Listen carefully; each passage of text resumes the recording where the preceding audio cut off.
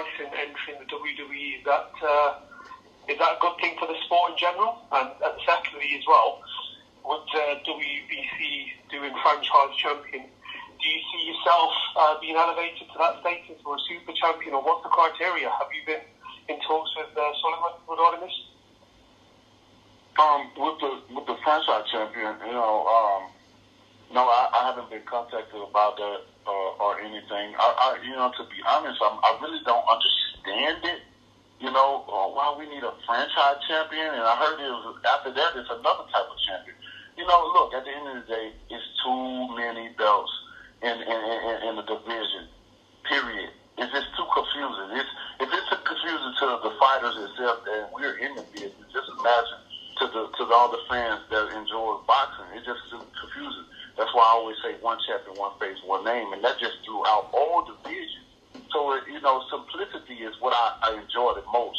And that's what people can, be able to make it easy for them to have one belt in the division. But, belts, as many as belts there is, more sanctioning fees, and that's what it's all about. When you look at these belts, sanctioning fees, and to be honest, I'm not, at this moment in time, I'm not going to entertain no franchise belt.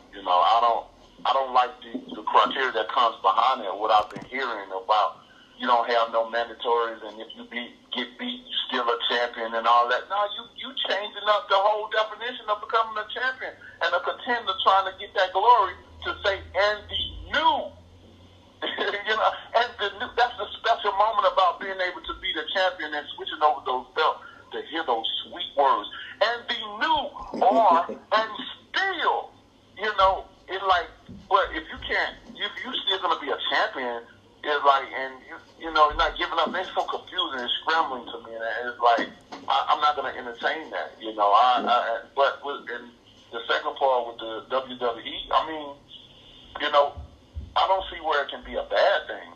The only problem is where I see one. It's a good thing, and it can be a bad thing. The only bad thing that I could see in the situation of going to WWE is that although it's all an act and you need it's performance and stuff like that, but one thing that's real in wrestling, that's the preparation, that's the physical part of it. You can get injured, just doing the physical part and stuff like that. So that's the only thing that Fury is risking, to injure himself, open up his eyes, or break an arm, sprain an ankle, something like that. But other than that, I don't see why it won't be a great thing, because it would be good for publicity, for him, to the American fans to know a little bit more of him. Because as we can see, when he had his last outing in Vegas, his first one, he only sold 3,500, and the second one, it was like 50. It went down even lower to 15. So I think this is going to give him a little bit more boost for publicity, and that's the only two things I see out of that, and I'm a believer in whatever you want to do, no matter if it's a risk or not. If it's something that you want to do, and that's going to make you happy, then do it. Who is anyone in the world to say, now you should be doing that, you should be doing this, because we can be very critical of people when they do things.